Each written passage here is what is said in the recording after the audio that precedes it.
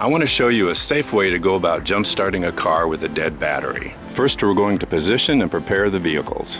Park the vehicle with the good battery close to the disabled vehicle. About 18 inches apart is good. That gives you enough room to work between the vehicles. The vehicles aren't touching, but they're close enough that the cables can reach from one battery to the next. And now we're going to get in each vehicle and do a few things to prepare them for the jump-starting process. And you're going to do these same things to both vehicles. If the vehicle is an automatic, make sure the gear selector, shift lever is in park. If one of the vehicles happens to have a manual transmission, put that in neutral. Then set the parking brake for each vehicle.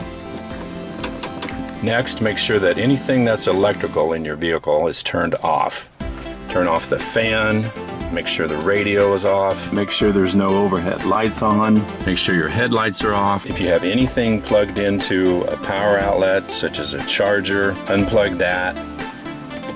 We want to make sure that as much electricity as possible is going from the good battery to the bad battery, and that no other device is trying to use that electricity too. And lastly, take the keys out of the ignition and set them aside. So both cars are ready to go now. Get your cables out and stretch them out.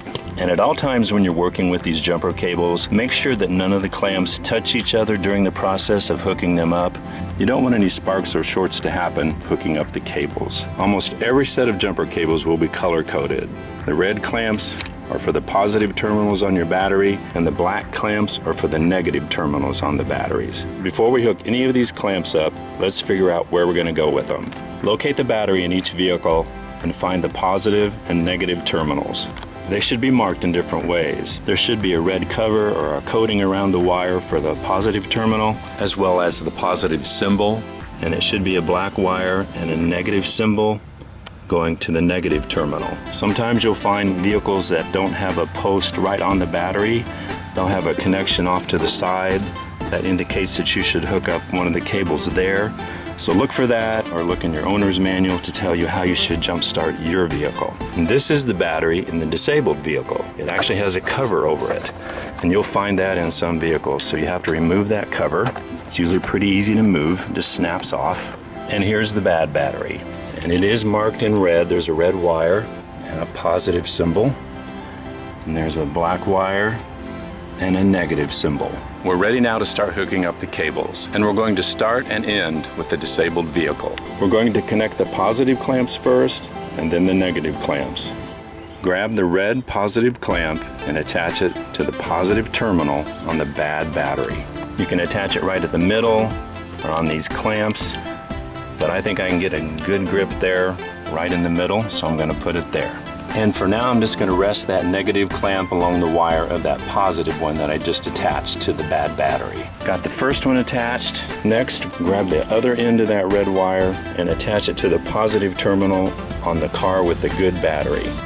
We're going to remove that cover to expose the terminal and then attach the clamp over here. So we've got a good connection there. Next, take the black negative clamp that's on the same end as that red one you just attached and attach it to the negative terminal on the good battery. So that just leaves us with this negative clamp to put on the disabled vehicle. You do not want to put it on the negative terminal of the bad battery. There's no electricity flowing from the good battery to the bad battery yet. But if you connect this to the negative terminal on the bad battery, there could be a spark. There's a very, very remote danger of that igniting some hydrogen gas that can form around a battery. We're trying to do it the very safest way, even though that chance is very, very slim. We don't want to chance it. So we're going to be safe. So what you want to do is connect this negative clamp to a piece of bare, unpainted metal under the hood of the disabled vehicle. So you're looking for a piece of metal. It could be a bare bolt sticking up. It could be a metal support under the hood, but you want to make sure it's not near any moving parts. No belts, no fans that it's going to hit when you turn on the engine. So I'm going to attach it to this bare metal section along the side of the hood of the car. So now our connections are complete. And you can see we kind of went in a circle. We started with the bad battery positive terminal, turned around, went to the good battery positive terminal, went to the good battery negative terminal, turned back around to the disabled vehicle, and put the negative black clamp on a section of unpainted metal. So now we're going to get in the vehicle with the good battery, put the key in the ignition, start it up, and then let the car run for at least a couple of minutes. If it's really cold weather, you might even want to let it run longer. Cold weather really does a number on car batteries. What you're doing right now is sending electricity to the bad battery, or actually kind of charging it, so that can take a little bit. You want it to get a little bit of charge in there before you actually try to start the disabled vehicle. After you've let the other car run for a while, get in the disabled vehicle, put in the keys, and try to start it. Okay, here goes, hoping for the best. We've got electricity, that's a good sound. Hey, it worked! All right, success. And if the vehicle starts, remove the jumper cables in reverse order of what you put them on. Let it run for at least 15 minutes, 15 to 30. You can drive it around during that time to get that battery charged up even more. If the other vehicle doesn't start the first time, get out of that vehicle and check the connections under the hood. Make sure everything's tight. Let the car with the good battery run longer, get more charge in there, and then try again. If the disabled car doesn't start after 2 or 3 tries, you may have bigger problems than just a bad battery, and sorry to say, you may have to get it towed to a shop to have it looked at.